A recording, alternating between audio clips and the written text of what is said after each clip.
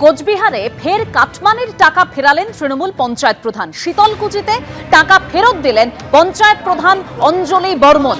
আমাদের সঙ্গে আমাদের প্রতিনিধি শুভেন্দু ভট্টাচার্য রয়েছেন। শুভেন্দু, ঠিক কি অভিযোগ এই পঞ্চায়েত প্রধান অঞ্জলি বর্মনের বিরুদ্ধে এবং উপভোক্তারাই বা কি বলছেন?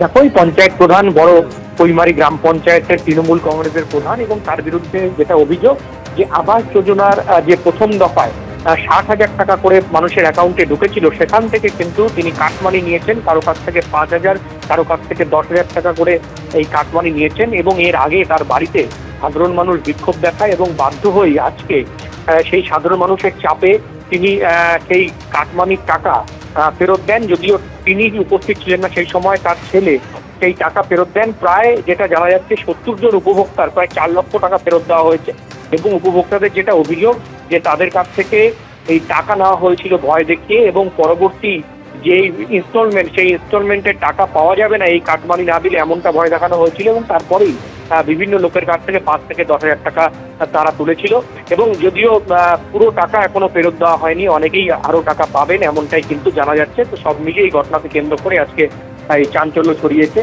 বড় কৈমারি গ্রাম পঞ্চায়েত এলাকায়। ধন্যবাদ শুভেন্দু।